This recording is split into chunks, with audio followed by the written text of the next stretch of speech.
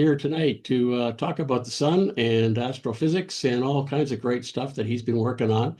Of course, he was a deputy director at NCAR for many years, and he's an editor of different magazines and or newspapers. I don't even call them newspapers anymore. They're all digital anyway online. Frontiers in Solar and Stellar Physics, and you chair many different committees.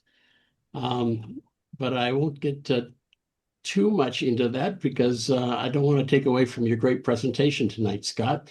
So Well, with that, I'm going to let Scott do some talking here. Maybe you can tell us more what's going to happen tonight. thanks, Paul, and thanks for the invite again. And it's nice to see many of you again. Yeah, yeah, it's a lot of committees. I'm probably equally crap at all of them, so it's all good. Um, I don't discriminate in that way. I try to be as crap as possible. So, and that will be totally in line with what we're going to discuss tonight. So, I figured out that this is my 15th chat with you guys. Oh, Something like that. It's like I'm going for 25 and then I'll retire. And I threw together some slides, and it's a bit long of a deck.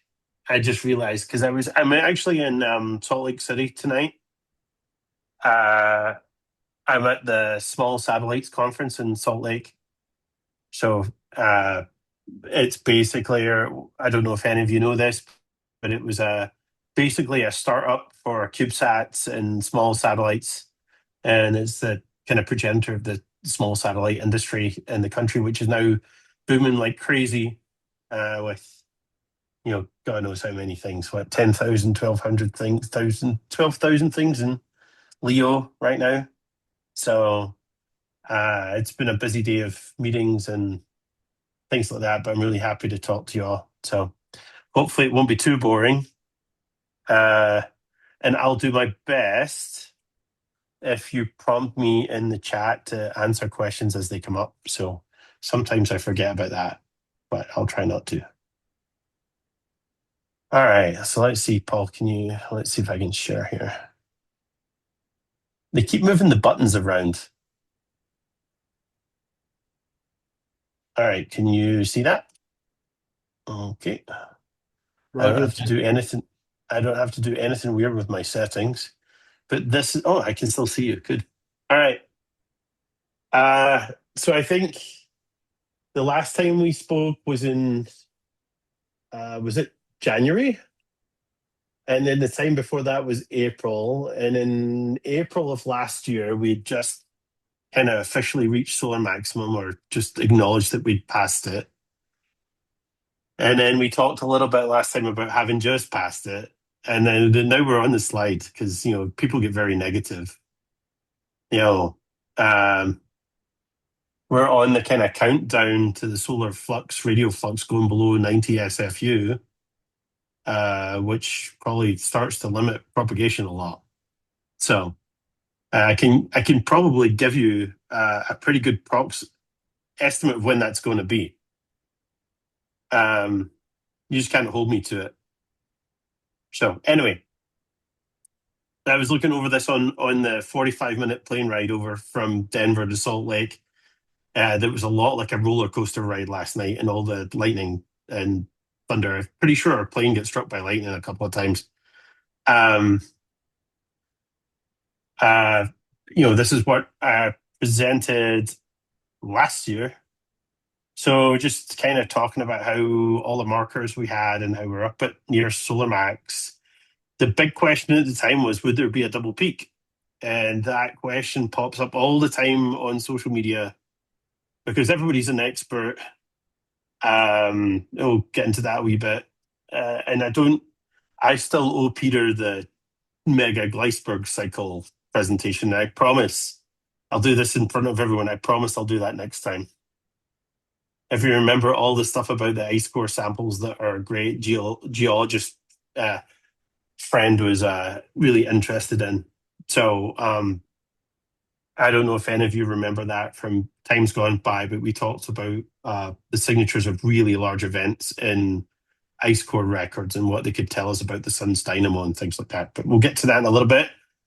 How is the sun tracking in terms of sunspot numbers and geomagnetic indices? And I think we kind of talked a little bit about we were entering this different phase of the solar cycle where, well, even though the sunspots were going down and the F10.7 was going down, they were actually starting to see the rise in geomagnetic activity because there's more than one game at play now. So to not be a spoiler, we're actually seeing the impact of cycle 26 alongside cycle 25. It just doesn't manifest itself as sunspots yet, right? So, and then there was, what were we doing? So this is just a rehash of last one. Then in January, I took away the lovely yellow bar. Nothing much has changed. Here's the updated chart of that thing gone all the way up to yesterday. No double peak. You'll be glad to know our two hemispheres are relatively well synchronized this time. The solar cycle is decaying faster than you might have expected. We're currently running somewhere between 6 and 9 months ahead of schedule. If you want to know what the implications of that are, you can go back to presentation 3 or 4 in the series and figure out for yourself what that means for solar cycle 26. I will not take that as a question because I can't actually answer it. So I can, but I'd have to kill you. So no double peak. Solar cycle's tracking almost perfectly in terms of sunspot number, APKP, and all the various geometric patterns that we have. So I think it's, at least for now, success. We are 0.43 of the way through the cycle. So almost halfway in terms of time. And where are we? Since we spoke last, the polar coronal holes have opened up, which is why the F10.7 is dropping, which is probably why we're getting into sparsity when it comes to propagation. You'll still get it from time to time. We're a ways away yet before we hit below 90 and everything kind of shuts down. But there's going to be some fun stuff. The other fun stuff that comes as a result of the polar coronal holes is that the cosmic ray flux starts to increase. So bad news if you're on the space station, and we'll talk about that a little bit because it actually turns out that we can forecast all this stuff. Something that we hadn't actually planned on, but we stumbled across about this time last year, was the fact that we could actually forecast all these particle fluxes and on the ground, and in not just in Leo, but on other planetary bodies too, which is kind of cool, actually. The fact that we can forecast them is quite important, especially if you're sending folks to Mars, or we're going to have prolonged stays on the moon, because as it stands, the present paradigm, and there is no forecasting for, I don't know if any of you deal with radiation or space radiation or anything like that, but there's basically the entire lexicon of modeling has 2 models, a solar min model and a solar max model, both from the 80s. Okay.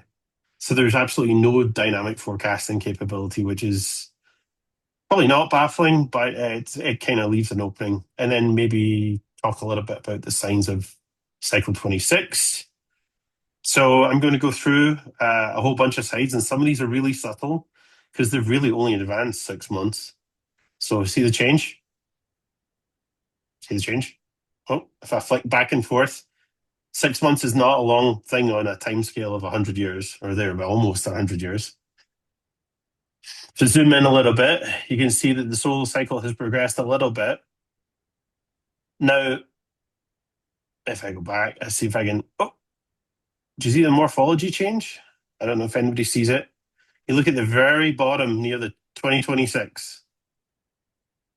All right, so if you remember this plot, this is the thing that maps out the geometry of the sun's corona, right? And so if you can imagine it, every slice as we go through time is an annulus. And the annulus is mapping out basically whether the magnetic field is open or closed. So you'll see the sun's polar coronal holes in there, which are these large is my cursor showing up? Where is it? No, I can't see it. These big these big gaps in the data above 55 degrees latitude. If you're eagle-eyed enough, you'll see that, yes, the polar coronal hole is opened up in the south, and it's in the way of doing so in the north, exactly on time. Well, actually 6 months ahead of schedule, but whatever. Still anticipated it was going to happen. So it's part of this grand orchestrated thing that is the 22-year magnetic activity cycle. Just to illustrate where we are, those two big orange ovals signify the fact that the polar what that means is at the equinoxes we will see the polar solar wind streams. It also has some very strange implications for radiation environments on the Earth and other systems, which are kind of cool, completely unanticipated, and probably shouldn't talk about them. But anyway, just to illustrate what I mean about polar coronal holes, and I'm assuming what everybody knows that what a polar coronal hole is, or what a coronal hole is. So a coronal hole is the source of the fast solar wind. So it's basically a big open magnetic bottle that comes out of a effectively unipolar magnetic field on the sun, and it opens like a huge vessel. Along that vessel, the solar wind, the convective processes at the sun basically stream particles out into interplanetary space, and they can, if the coronal hole's sitting right at you, pointed right at you, we get a lot of geomagnetic activity as a result. Right? So polar coronal holes are part of the thing that after the sun's polar magnetic fields have reversed, they kind of go unipolar, and then the magnetic field opens up. So if you look at the difference between the image on the left, which is from April 16th, 2025, excuse the color table, it's a bit of a dog's dinner. And then the middle figure from January, you can see that actually there's a morphological feature at the North Pole. You see these two vertical lines that sit up there. That's basically showing that the magnetic field between them, or indicating the magnetic field between them, is roughly radial. Okay. And then there's the image on the right, which was taken, downloaded while I was on the plane last night. And you can see that that wedge is actually now opened, and it has an equivalent in the southern hemisphere. So these are all landmarks in understanding the solar cycle. Oh, there it is there. Sorry. Oh, yeah. I'm smarter than I thought. So what I'm doing here is just showing you 2 weeks before, right? So it's the other face of the sun. So round the back. You'll probably remember some of this if you've paid attention to these. We have the terminator to start the solar cycle, then solar max when the volume goes all the way up to 11. Then we have this weird thing that I've labeled the activity cliff that looks like it's going to be in 2028 and change. That's where the SFUs drop below 90. So that means that the ionosphere will stop getting baked by as many photons. And then we've got solar min in 2030-ish. And then something else happens. The cycle repeats itself. And this is also cheesy. This is trying to illustrate the fact that we're going to try and look at geomagnetic indices. And geomagnetic indices, so they measure basically the buffeting of the Earth's magnetosphere as a function of time. They get two sources of whacking. The first comes from sunspots and active regions and flares and coronal mass ejections. And the second one comes from the solar wind. So I horribly put this down to the light side and the dark side of solar activity. And until someone has a better analogy, I'm going to stick with it, even though it's crap. So the idea is that the light side would be all the things associated with active regions, and the dark side is everything associated with coronal holes. So you can see this nice phase lag between the two, and that absolutely imprints itself on the Earth, but it also indicates that that using our favorite plot here, that there's really two solar cycles at play at this moment in time. So there's a low latitude one and a high latitude one, and the high latitude one just happens to be the one that will give us sunspots in, just over 6 years. So actually, maybe 5.5 years. So anyway, where are we, or where were we last time we talked? We're here. We've added data, so it's still continuing to follow the forecast, right? So the sun knows more about our forecast than we do. So it's behaving itself. It's doing what we anticipated, which is still a miracle. Paul, the root mean square error on the forecast is still at 0.77 since 2022. I guess we just got lucky. So the butterfly diagram is following the same progression. So the sunspots are all still in the right places, even though the number seems to be waning. Now we're skipping to those geomagnetic indices. And so these, the green points are monthly averages. The red is the smooth monthly average. So there's where we're at currently. So again, it's seems to have dropped quite a lot in recent months, but it's still roughly following the forecast and very much within the 1 sigma error bars. But I apologize about how busy these plots are. This is again just to illustrate. So this guy's from April 2005. 2005, that'd be good. 2025, January, and then there. So actually, skill score is higher than, skill score is 0.738. So it's not too bad compared to our competitors. So the data's now very much on the low side of the activity curve, and we're kind of cruising. Trying to think. So what else have we been up to? So while I've been distracted from not doing what I was going to do for Peter, I've been playing with some other stuff because we've got some clients that are very interested in building data centers in space. Turns out the data centers in space really hate charged particles, like with a passion, right?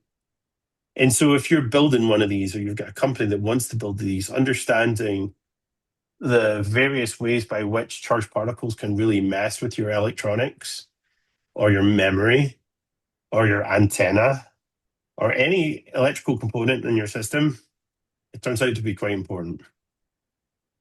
All the more so if you're going to put that stuff around orbit on the moon, orbiting the moon, or on the moon, or on Mars, or orbiting Mars, right? So we've had a lot of folks ask us these kind of questions. And I'm not going to get into tons of details, but we've been playing a lot with this thing. So you're all familiar with the South Atlantic anomaly? And I think I hinted at this last time. So the South Atlantic anomaly is like this, it's basically the inner Van Allen radiation belt. And you see it as you slice through low Earth orbit, because the way that geomagnetic field is tilted, it's not perfectly symmetric, right? So there's like a horn of the magnetic field comes down. And so basically you see a cross section. Apologies for all my Italian hand gestures. So you see a cross section of the proton distribution. So that's basically what this oval is. And we've now analyzed data going back to 1979. NOAA provides this beautiful thing, and I'll show you in a second that what was once dubbed the South Atlantic anomaly should now probably be called the South American anomaly, because the damn thing is migrated, right? Because the Earth's interior magnetic field migrates. And so this geomagnetic constant particle storm also migrates. So here's a kind of really rough animation going over the 40 years of data. I'll shut up for a minute. So we characterize the area, the flux of protons coming through it, the inclination angle, and its drift in latitude and longitude. And if you've got really eagle eyes, you can see those plots down the left-hand side. I'll zoom in on one of them in a minute. See how it's migrating west? Slowly over time. I'll show you a snapshot. But you can also see that the SAA itself is pulsing in and out, right? So the radiation belt is basically getting loaded up and then depleting itself, and loaded up and depleting itself. It's really fascinating. But it's all the more, the other place where this is really important is actually if you're doing agriculture in South America, right? Because your GPS doesn't work so good with all these charged particles flying around. So turns out that's $1 billion industry. Didn't know that a year ago. So anyway, all this weird stuff about space applications. So I've zoomed in on our friend, the solar radio flux, top plot, and the peak of the proton flux in the South Atlantic anomaly. I'm not going to describe it, but you can ask questions. Do you see anything funky about that plot? Anyone? Like where it peaks and where it troughs? Hmm. All right. So those vertical dashed lines, they're like our favorite sci-fi character, right? Those are the ends of Hale cycles. Hmm. Right? So now you got to ask yourself, okay, so that's the trough, the overturn. Yeah. So the peak is the overturn. Those are terminators. What are the troughs? Right? So it turns out you can actually bookmark, you can actually frame the evolution of this particle storm beautifully using the Hale cycle, right? I'll show you, go back a slide. I want you to focus your attention on this thing down at the bottom left-hand corner. So it turns out that when the polar coronal holes open up is exactly what's pumping into the Van Allen radiation belts, right? So when the flux of protons starts going up is identically when the sun's polar coronal holes open up. So what you're basically seeing is the fast solar wind pumping the Earth's geomagnetic environment. That's really cool. And that's actually not what's published in the literature. So we'll have to strike this from the public record, Paul. So the other thing that's pretty interesting is if it follows the same pattern and we just went through one of the troughs, does that mean that the flux is starting to increase again? Because it should. Oh, shock. Right? So again, remember I said the polar coronal holes just opened up? Well, so all the particle fluxes are starting to rise as well. So, if you want to put something in Leo, you have to start to worry because now over the course of the next 3 or 4 years, that environment's going to there's going to be twice as many protons to deal with for your little gizmo because a lot of them are going to fly in orbits, sun synchronous orbits through those latitudes. So if you've got a hard drive or a memory drive or some kind of CPU or GPU on your spacecraft, you've got to worry about all these protons. Just to show again evolution. So this is 1979. It's a bit easier than the animation. Jump forward to 2007 and then to the present day. So you can, if I go back, you can really see the migration. It's not an artifact. Being a bit of a crazy person that I am, I mapped out the progression of the centroid on the left-hand side. And I said, well, that has to somehow correlate with the motion of the geomagnetic North Pole or something. And that's on the right-hand side. So I haven't quite joined those dots yet because that plot goes back to 1900. But again, it's a thing that's covered a lot in the popular media about the drift of the geomagnetic poles.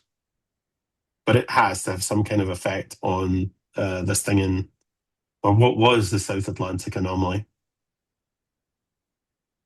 Here's the fun thing. Okay, so like I said, we've been focusing a lot on particles of late. And we've got a couple of arrangements we're working on with customers that are looking to fly communications networks around the moon. Okay, these will remain nameless.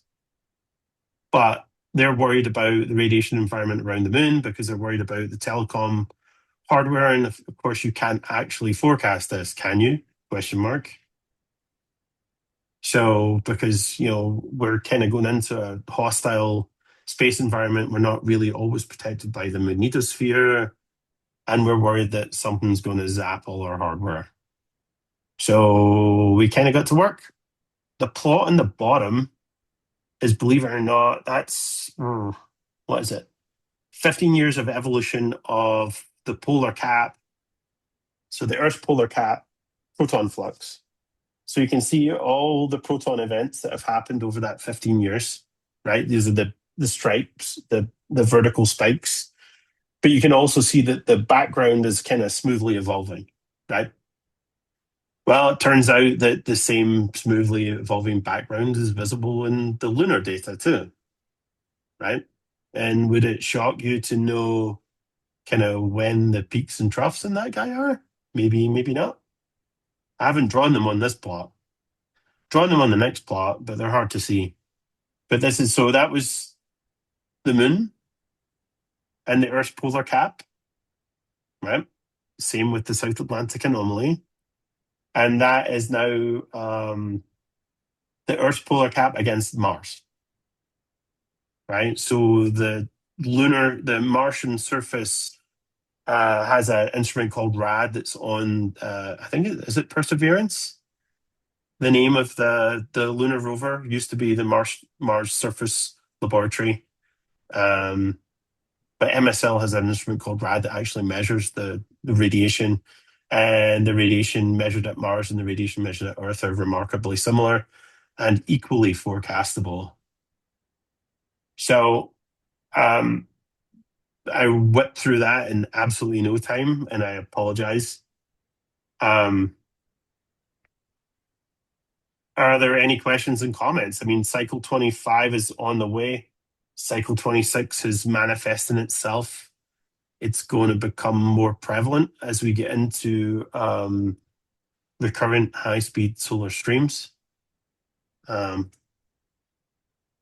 time over the next 6 to 8 months. We've got about 2 years before the solar radio flux plummets below 90, and then propagation will be tough. So we'll probably have a few blasts of photons in the meantime to keep us occupied. So I don't know, does anyone have any questions? That's a lot. I apologize. I didn't realize I'd go through it quite that quick. It is called Perseverance, by the way. And it's yeah. Percy. Yeah, and there's curiosity. Yeah, Percy's kind of cool. I remember being at JPL and being blown away by the engineering model that was sitting at their in the front office. So it surprised me it was about the size of a car, I guess. Yep. Yeah, I have a question. Yeah, go ahead. Yeah, I'm not familiar with the Hale cycle. Could you tell me what that is, please? Sure. I mean, I neglected to put that in here, so my apologies, Greg. So the Hale cycle is the sun's 22-year magnetic activity cycle, right? So our premise is that the Hale cycle underlies the sunspot cycle, and the only reason you have a sunspot cycle is because the Hale cycle is almost acts like an interference pattern, right? And the manifestation of that is a sunspot cycle. So it makes a lot of sense if you think about charged particles they like magnetic fields. So the fact that changes in the underlying magnetic environment are going to change the manifestation of charged particles. So if I grab a second, I can go show you. I don't even think I had any in here. It's rare. This is here is part of a map of the Hale cycle. If you want to see it observationally, it looks a lot like this. So you'll see that the pattern repeats itself every 22 years. So, and the sunspot cycle is just a half of that. So I maybe not be very helpful, but it's like the underlying pattern for sunspots. Okay, very cool. I see Ted's got a question here. I'll get back to a minute. The moon data it's from LRO. It's from the crater experiment on the LRO. So, and that, I believe the instrument, the flight spare is being reflown next year. So it's going to go back up. So we're going to have almost a 20-year record of lunar cosmic rays. It'll be kind of cool. I'm seeing average ground uptick in muon counts reflect the decline of cycle 25. Yes. That's an easy one to answer. And then I see Paul. What's this, Paul? August lines up the crazy openings in 6 meters. Yeah, it was going nuts about 2 or 3 weeks ago. People with very small antennas on 6 meters were able to work Europe. Of course, my antenna was down at the time, so I couldn't I couldn't do anything. Right? All my friends were saying, "Wow, boy, Paul, it's really good on 6 meters." I said, "Well, just wait. Scott told me it's going to fall off, so get it while you can." Yeah, you get 2 years. So it just seems funny that we've been doing these chats since like 2021 or something like that. It's crazy. So Greg, my apologies for not putting more in there about the Hale cycle, but we cover it a lot in other presentations. They're all on YouTube, by the way, Greg. If you go to the DSES YouTube channel, there is the record of all the presentations that Scott had given us since 2021. So can you see this slide deck? Hold on. I can see. I'm looking. Whoa, what's going on with that? Hold on. There you go. Okay, this is one of my. I wasn't aware of the YouTube channel. I'll check that out. Thank you very much. Yeah, this is one of my doodling. Like some normal people doodle, I doodle in PowerPoint. So don't laugh. I see you laughing, Bill. So I start to plot. We call this keynote science. It's like messing around with, so underlying there's the Hale cycle, and here's all the various geomagnetic or solar magnetic objects that like to live on it. The one that I think is really cool. Let's see if I've got a really good graphic of it. Let's see, it's in here somewhere. All right, so this one's really super cool. All right, this one probably takes half an hour to explain. Right, so top line, sunspots. Second line is the solar wind. But I've messed with the solar wind. I've assumed a 28-day periodicity stands out 360 degrees of longitude. And you see these beautiful diagonal stripes in the data. Those are recurrent high-speed fast streams that come from coronal holes. And the plot at the bottom is just me looking to map out where all the coronal hole locations are and things like that. So this is unpublished work. I've got an intern working on this stuff over the summer. He's trying to figure out if just how much of a genius Richard Feynman's sister was. That was his summer project.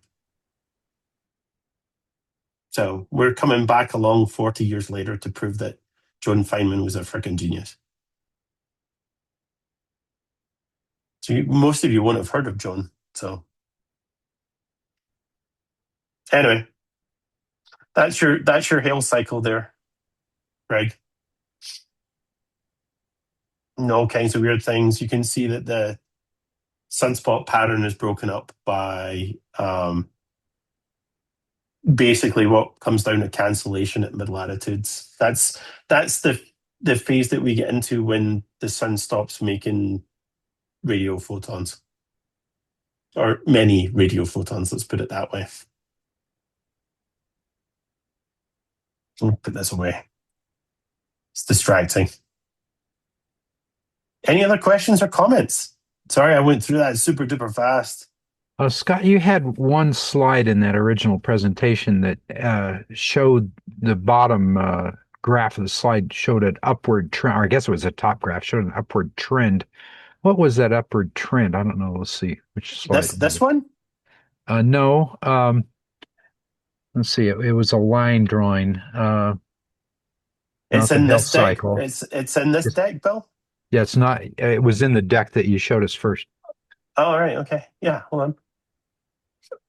Let me walk through and you can just say stop. It's all this nonsense. Yeah, that one. Yeah. This one. Yeah, that bottom graph shows an upward trend on the bottom graph, and I'm curious to know what that means. It looks like it starts out at a low level, and each trough is successively higher. What's going on there? I don't know. Huh. Well, part of it's accumulation thing, right? So cycle 24 was super weak, right? And I think what basically happened is that so what you're looking at there is the number of protons trapped in the Van Allen radiation belts, right? And I think what happened is because cycle 24 was super weak, the Van Allen belts didn't really get a chance to discharge. And so the flux just kept building, right? Okay. So look how much it's dropped off at the start of cycle 25. Yeah. Right? That is a really steep drop. Yes. But now, because we've reached this part of the solar cycle, it's now going to start growing again, right? Okay. So it's really not a great time to be on, because the cosmic rays are going to do the same thing, of course. So it's weird. It's a cumulative thing. So there's a memory in the system. So if it was just a pure cycle, it would always come down to the same baseline. That's what I was thinking. Yes. But it's cumulative. It's almost like a capacitor, right? I think it's probably not a great analogy, but well, it's charged. I think it's charged. I mean, you're basically looking at a charge buildup in a magnetic bottle, right? And the thing that's interesting is when you start to use the same diagnostics to look at electrons, right? So we've got a lot of potential customers in the GPS world, right? And they're worried about scintillation effects, right? And so you can actually play this game with the electrons, and maybe I'll talk a little bit about that next time, because the electrons sample the upper radiation, the upper Van Allen belt, the outer one, and the protons sample the lower one. So you get these two weird cross sections, but they both evolve exactly the same. It's pretty cool. I wish we could publish this, but we're not. We can't. Yeah. So, but we're putting it on YouTube anyway. Okay. I was also curious about what's the effect. I mean, we've got so many satellites up now. What's the effect on the orbital decay of these processes? Of this stuff, very little. Okay. So very little. This will causes more problems with the electronics and the antennas and things like the individual components. Like all you need, if you're trying to demonstrate that your GPU or your brand new computer can compute in space, and it has to live in this hostile environment, it only takes a couple of proton strikes to make the thing miscount, right? Yeah. So So there's stuff like that. It does weird things to memory, solid state memory chips. So you get a bad bit count. Turns out, when I was a young postdoc, I worked in a spacecraft called SOHO, which is 1.5 million miles upstream of the Earth on the Sun-Earth line. Mhm. And I always marvel at this, that the size, it's the size of a school bus, but right at the core of the spacecraft, it had a, wait for it, 2 gigabyte solid state memory chip. This thing was built in 1992. Wow. Can you imagine how much a 2 gigabyte solid state chip cost in 1992? Yeah. So, but because it's at the middle of this huge spacecraft, it's a perfect cosmic ray detector, right?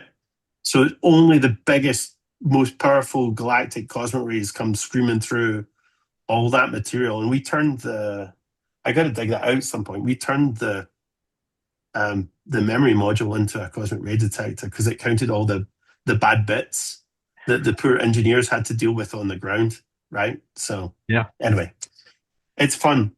But That's yeah, interesting. I should go back and actually find out how much that cost in $1992 or how much it cost in $1990 when it was procured. Yeah. Probably someone handmade that chip. And it was probably large too. I think it dimensions like a candy bar. Yeah. But you think about that inside of that thing, big spacecraft, this candy bar sized, like Mars bar sized thing gets struck by these relativistic particles is kind of nuts. Yeah. So anyway, yeah. What does this mean?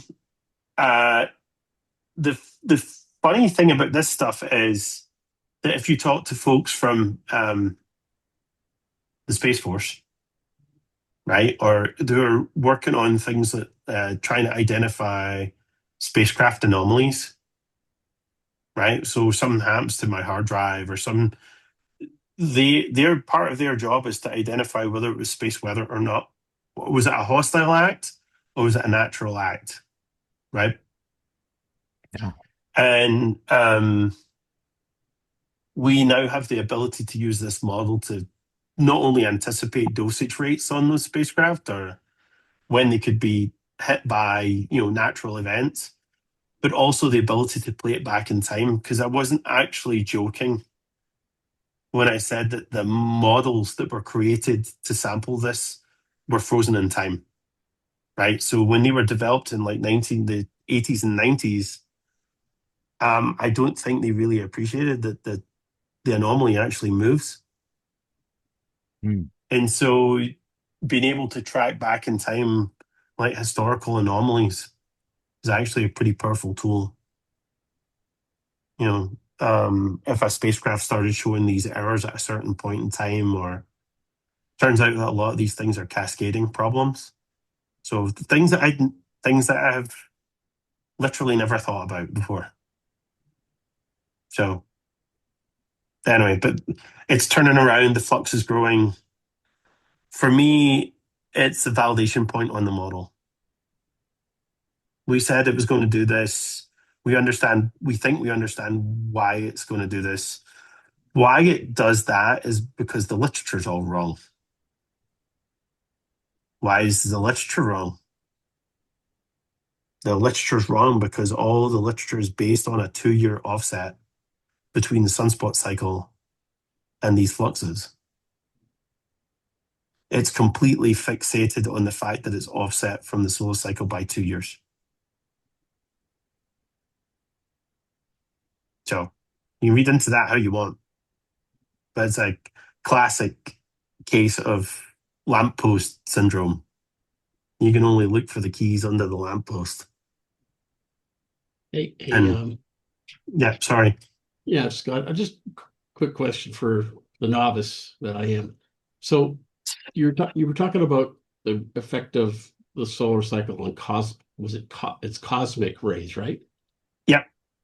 All right, but my understanding was cosmic rays are basically particles that come from the Milky Way outside the solar system. It's an isotropic bathing of the whole solar system and supernovae and all kinds of neutron sources and whatnot. Yes. Right, so they're coming into our solar system, and then the magnetic field of the sun then affects how much it affects the Earth. Is this Yeah. So think about it this way. I had to explain this to someone today here. Right. So think about it this way. The sun's magnetic field is like an umbrella. right, Right. And when the sun's solar activity is very strong, we have a very strong, pronounced magnetic field that acts like a big shield. right. And that big shield goes all the way beyond Pluto, right? The solar sphere, yeah. Yeah. And then what happens is as the activity starts to decay, the kind of jellyfish kind of contracts, right? But then it's worse because of the morphology of the magnetic field back at the sun. You start to develop coronal holes, right? So coronal holes Right. are like Ah, searchlights through this mess. And what it does is it turns the heliosphere into like Swiss cheese. right. It's like sticking a pin into a balloon. Yeah, and the Swiss cheese make it leaky. So it's like, no, your umbrella is no longer leak proof, right? And so But what happens is as you pierce the shield, more and more of these particles start to leak in, right? right. And then the whole thing reverses itself again. But are So cosmic rays a constant? I mean, is it like a constant thing, or is it something that also goes up and down with oh man, that's a great question. there's so much Uh stuff going on out there. well you'd have to measure it beyond the heliopause to know, Right. right? So Voyager, let's wait for Voyager to do it. When Voyager decides that it's out of the solar system again. Because remember, the jellyfish expands and contracts, right? So, in fact, we used to play that joke at work. We used to time. I don't know if you guys ever followed this, but it's fun. They used to release a press release every year and a half or thereabouts, saying that Voyager had left the solar system, and then a year and a half later there'd be another one, and then another one. So it's like, like, when did it actually leave? Has it actually left? Anyway, whatever. But you can go back and trace these things. But again, it's because this damn jellyfish, right? So that's a brilliant question. I believe it's isotropic, Paul. Yeah. That's what we're trained to say. Let's put it that way, It's just right? And then I mean, I'm sure that if you live off of the galactic plane, it's not isotropic, right?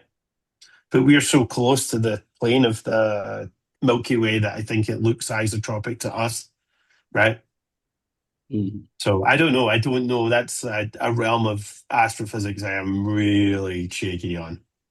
But Voyager's still alive out there, Voyager 1 and Voyager Mhm. 2. Yep. And they're like beyond the well, anyway, The heliopause. yeah, and they're using what 1968 electronics, You know, and, and they're still V'ger, alive. V'ger's an amazing story, I mean, right? So I had the real privilege of being on a couple of senior review panels for NASA. And those senior review panels basically take a look at the portfolio of spacecraft and look at and basically give recommendations to NASA Science Mission Directorate on continuing funding or not. And we had the original PI of Voyager present to us, right? Famous guy called Ed Stone from JPL, right? I don't know if Ed's are still with us, but man, fucking genius. But built these two spacecraft and fought to have them launched and fought to maintain them. And now they basically send like a couple of bits back a day. And it turns out you actually also have to be a mad genius to interpret the bits that come back, because sometimes depending of the orientation of the instrument or the spacecraft, it can tell you the information in the wrong order. There's all kinds of weird shit. But it's a spectacular piece of engineering, right? And I think our big recommendation was we called it a national treasure, and it should be funded because it costs a lot of money to point the Deep Space Network antennas to get the Voyager data. Believe it or not, I don't think that's something that a lot of people know. And we actually asked them because, and this is a funny story. So right beside our office at Goddard Space Flight Center, there was a big room. In that big room was right at the dawn of the internet. And there was a guy whose job it was to go out on eBay and buy up all the spare parts for the VAX machines. It might even have been DEC Alphas, I don't know. It was VAX machines that were analogs of the computers on board the spacecraft, right? And it was the only way they could communicate and interpret the data. And so our very grand gesture was to give them money to hire a couple of postdocs and to build an emulator for those machines, because you couldn't, those machine parts were becoming extremely expensive, right? So it was like motherboards and graphics cards and things like that from 1978. So it's pretty cool. It's a wild story. I wish someone would write that story into a book, because I don't think people actually know a lot of the background. But I don't think Len's gone, and I think Jim's gone these days. So I don't know. I don't even know who's the PI of Voyager at this point. I just know they fight like hell to keep it going. That's a great story. That's a great question, though, Paul. Wouldn't the galactic magnetic field also affect the cosmic rays that are impinging upon the solar system? Yeah, but yeah, I have no idea about that. I mean, I assume it scales.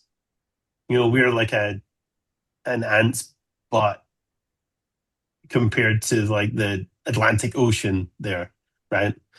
So I think that, yes, the galactic magnetic field almost certainly modulates all this stuff. So you could debate forever whether it's an isotropic source or not, and there's probably lots of academic articles debating that. From what I've read, yeah, you can't really tell essentially where the cosmic rays are coming from, because it's just that effect of the magnetic fields. But there are these things called neutrinos that are not affected by magnetic fields. And I think there have been some sources that have been detected by the ice cube down in the South Pole. They've got this huge, gigantic neutrino telescope down there. They can actually see the direction of these neutrinos.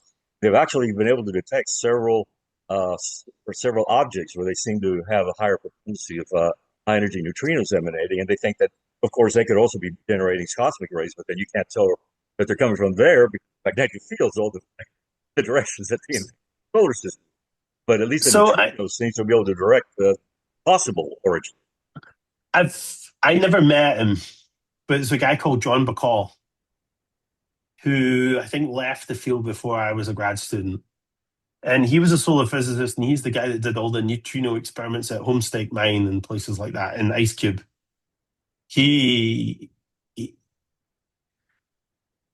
People scoff a lot about science. And the fact that they funded the Ice Cube and Homestake Mine experiments for decades before they saw anything was amazing, right? When you think about maybe it's a different world now, but when eventually they did detect those neutrinos, just in exactly the energy range that they anticipated. But it was crazy, right? It's like you had to build this massive vat to detect the one particle track in it. But of course, I think John won a Nobel Prize. But he's a solar physicist by training. So Well, that's kind of cool. the thing that perplexed them was that when they first started detecting neutrinos, they could only see one third as many as the prediction, Hmm. and that led to the Was discovery. that a rotation modulation, or was it the? Uh, No, they change flavors. right, okay, right. You have the three different neutrinos: the electron, muon, and Mu tau, tau. Yeah, and they right. and in transit they change flavors, and Isn't that that gave them. amazing? Particle It's mind physics. blowing. It's mind blowing because they were supposed to be massless, but now Yep. because they have that change, they have to have some mass, and they've yet to figure out what the mass is. But I think they have an order, which one might be heavier and so forth than the other, but they Yeah, still don't have pinned down the mass, which is like I don't know a fraction, 1,000th of an electron volt or something. I don't know. It's some ridiculous small amount. it's absolutely nuts. But yeah, it's at that fundamental range, right? So, I mean, that's probably what the guys at CERN are after as well. But they have to build, terawatt accelerators to get there. So it's amazing. I did a wee bit of particle physics as an undergraduate. We get taught by the guys that ran all the experiments at CERN. It was pretty cool. Some of them could teach, some of them could not teach, but it was fascinating stuff. Especially when you'd have someone in your lecture hall that just won a Nobel Prize 6 months before. So, and they're teaching a bunch of undergrads particle physics. So anyway, yes, you really got to love your gig. So it's fascinating, and I'm no expert on super high energy stuff like that. I think that the Crater experiment, I'm really looking forward to the reflight of Crater around the moon. That's going to, I think, 2027, maybe early 28. Because that's the gateway for the Artemis missions, right? The actual moon landings. So, I mean, maybe some of this stuff that I'm talking about with you guys tonight is actually going to be implemented for, helping protect the astronauts. So that's where we're working towards.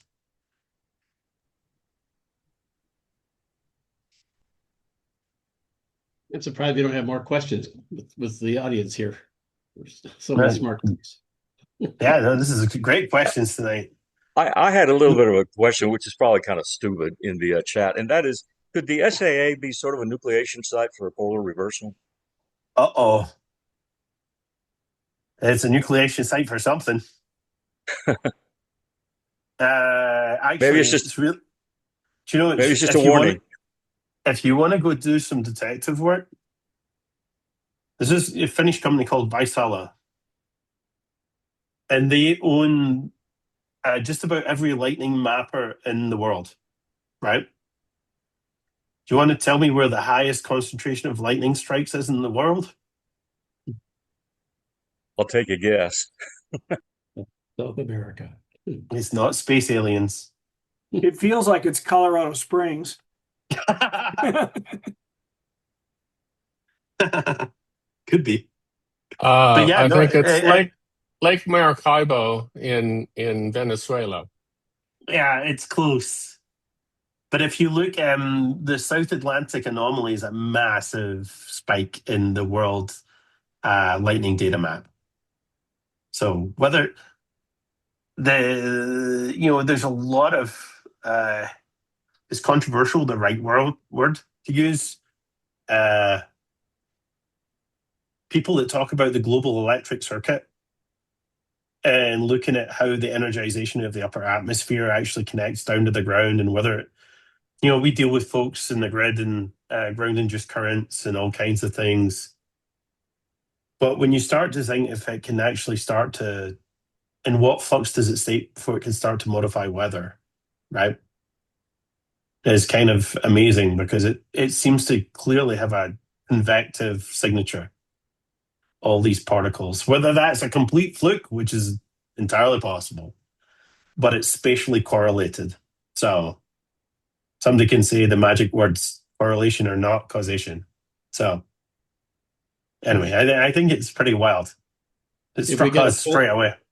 If we get a polar reversal, then it'll be called the NAA instead of the SAA, right? Well, it's funny because we actually have been looking for the analog, right? So, there's this thing called the Aleutian low, Yeah. right? It's not quite antipodal with the SAA, but there's, if you're a Brit and you grew up hearing a lot about weather, you hear about the Aleutian low a lot. So it affects that part of, was it the Ferrel cell? But anyway, it's probably nothing there. There doesn't look like there's anything much there, but I think the SA is there just as a ruse. Any other questions for our esteemed guest tonight? Oh, Tim has a question. In the past, you've contrasted the Terminator-based predictions against the NOAA and NASA predictions. Is the solar physics community starting to embrace the Terminator model? Hold on, I've got one note. No, not really. So I think we're still in the lucky category. So we're still lucky. We've been lucky since 2021. We continue to be very lucky. So I don't know if the proof, Tim, comes with the next one. So, I don't know how many of these you're going to have to anticipate to figure out if we're onto something or not. The big problem there is that cognitive dissonance is a very powerful weapon. And if we're right, you have to kind of throw out a lot of the old models because there's something very different happening on the inside of the sun. So it may be, we have to wait for the old school to die off. What did Max Planck say? Yeah, exactly. Science advances one funeral at a time. Yeah. What do you think is the Thanks. likelihood? What do you think is the likelihood we'll have a Carrington in the next, I don't know, 20, 30 years? I mean, the people will say we're overdue, right? I think you kind of have to understand what are the conditions that leads up to a Carrington scale event. It's off the charts compared to anything we've seen in our lifetimes. The closest maybe would be the Halloween storms from 20-something years ago. There's actually an exact hail cycle ago, almost. Before that, you had 1998 and the Quebec hydro. 1972 with the bombers on base. People getting scrambled to DEFCON 2. That was a bad one. Hard to say. I think that the probability is always there, but you would be able to anticipate it, I think. I think that one of the events that we've been looking at a lot is that March 1989 event that gave rise to the Quebec hydro situation. And you could tell that guy was going to go mad, right? Because it basically started off as a compact thing. And then over the space of a week, it just sheared, like rotated by almost 90 degrees, right? And it was cracking off things all the time. So I would like to think that if we saw something that big and complex, we would be able to read the tea leaves. And it was something big and nasty and complex that gave rise to the Carrington event. So, but I'm now seeing that on YouTube. So great, lovely. Is there any other record of a previous Carrington-like effect? I don't know, isotope carbon-14 or something data that might have indicated that. Now, Adrian, now we're getting into the Peter lecture. So this is the thing there. I have to talk about ice core records and deposits of radionuclides and ice core samples and the periodicities in those. There's numerous events of Carrington magnitude, but they go back, a millennia, right? And there's a lot of ambiguity now. There's a guy called McCracken. I'll do that sometime, Paul. Yeah, that'd be great. We'll do a breakdown, and maybe Peter will be willing to do it with me if I can. Yeah, I think he sent me an email a couple of weeks ago, but we just transitioned our email over from Google to Microsoft. So, like, who knows what I've lost in that transition. So Yeah. I'll reach out to them, but maybe Peter will do that with me. We can work on it together. Yeah, for those who don't know, Peter McKinnon he's one of my old roommates when I was in college back in Ottawa. And I know about, he was drilling all these ice cores, and I was trying to figure out what the hell they're going to do with these ice cores. And then he said, just look at how far down in history you go. So you're basically pulling history out of the ice caps. And yeah, it's fascinating stuff. I told him about it a couple of years back. I said, you should go back and relook at that and see if there's anything about the solar cycles back in, like 2,000 years ago. And he said, you know what? He says, yeah, that might be something we can look at. So that'll be interesting to see if we get some information from that. I'm going to show you something real quick in that world. Hold on. Let's see if I can find it. Just to illustrate that point. Hold on. It's loading really slow. Trying to find, I've got a really nice plot of this stuff. In fact, I probably, oh, that's not it. Oh, that's the one. Sorry, my apologies. This is great airtime.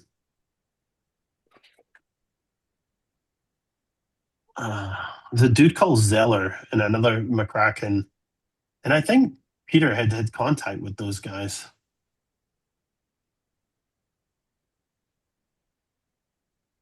It's not it. Is this it? Oh yeah, here we go. All right, let me throw this up for a sec, and then I promise I'll let you go.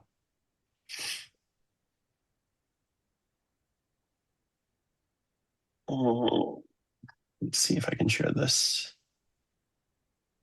All right, so here, can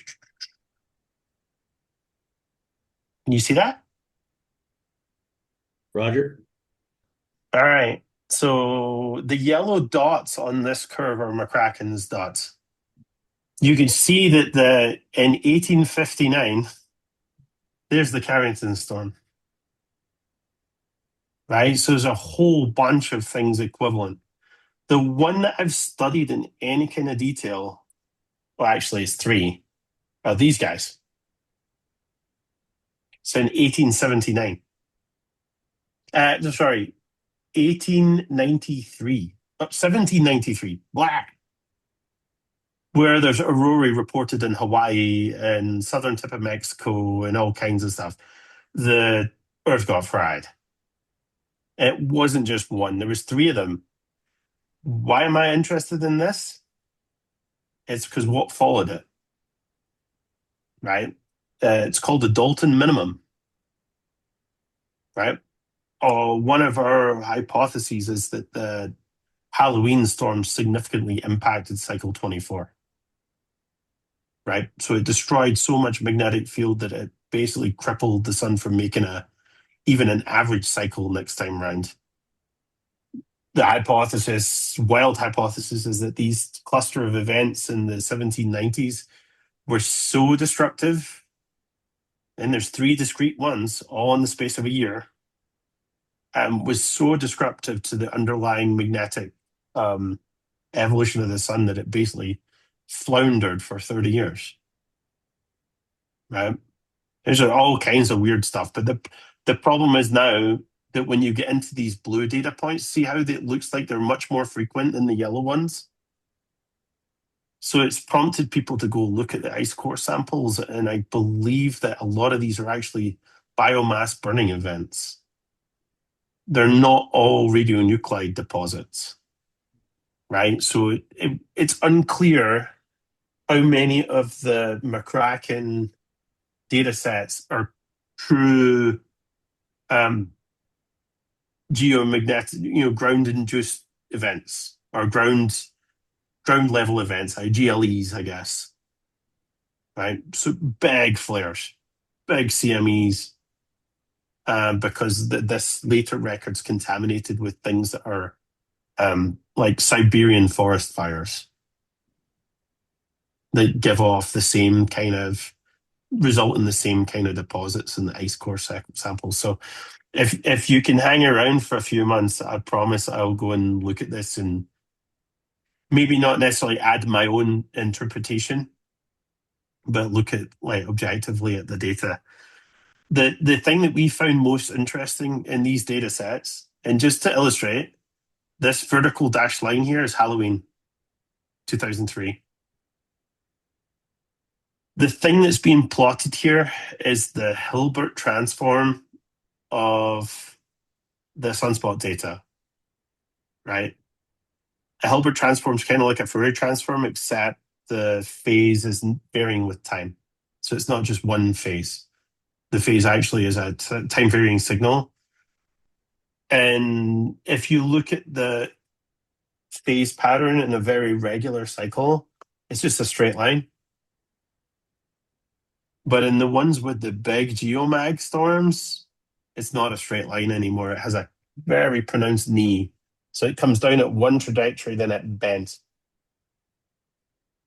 And we were actually trying to understand if when these things happen during solar cycles, if they could actually impact, if they come at the right time, do they impact the next cycle or the next several cycles? The obvious mad extension to that is what happened in the build up to the Maunder minimum. But those records are really hard to find. Probably only in Madrid and Lisbon and London, because it would be only shipping that would carry those kind of records, right? So I think I've mentioned this before. That was my pet retirement project. to go to any one of those three and try to use AI to digitize and interpret the shipping logs, right? To look for aurorae in very low latitudes. What is that So top? anyway, What is that top line that almost looks like a, I don't know, 70, 90-year cycle? It's the blue line at the very top. oh, the blue line that's under there, that is a 40-year, I think it's 40-year running average of the sunspot number.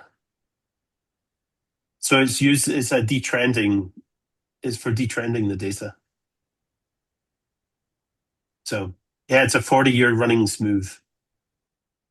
So it washes out all the sunspots. But yeah, people look at that and go, that could be the Gleisberg cycle, right? If you've heard of the Gleisberg cycle. So it has about an 80-year period. If you look at the peaks and troughs, that if you just draw your eye along the maxima, you could convince yourself that there's like an 80-year period. Looks like it. Yeah, we can touch some of that stuff too. It's pretty fascinating, because then you've got to try and figure out where it comes from. Sorry, Paul. Right. We'll get you lined up for maybe around Christmas time or maybe late November. It could be a Christmas treat. I don't know who for, but Yeah. We'll invite you back again. yeah, I got to get a hold of Peter and see, because I've been promising him that for a long time, and it's such a freaking rabbit hole that you may not come out alive. Well, we get the McKinnons and the McIntoshes working together. It'll be great. I don't think we were ever feudal enemies, so I think we're okay.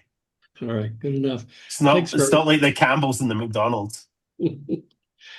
Thanks again for all your help there, Scott. And this is a great presentation, and as usual, and full of information. And I'm sure everybody will want to revisit it on YouTube, as we'll be putting this out on YouTube probably the next couple of days. And so you can come on to the DSES YouTube and get all kinds of great information over there. So we'll see you guys later. Thanks for your time. Thank you, Paul. I wonder Thanks, if I Spencer.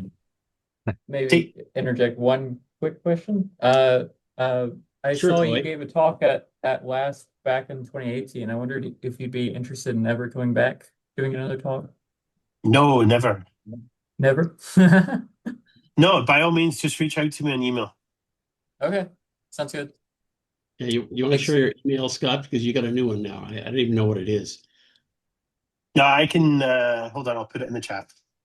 Actually, it's just easy to grab me by my personal email here.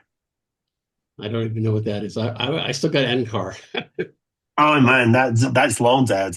I So know. there you go. Yeah, they All cut right, that thank one you. up. They cut that one off after about 3 weeks. So after being there for 20 years. Isn't that lovely? Yeah. Yeah. All right. I got it. Thank you so much, sir. Well, thank you, Yeah, no Scott. problem. Yeah. Lovely Nice. seeing you guys. Take care. Yeah, nice Bye. to see you. Thank you, Scott. Good night, folks.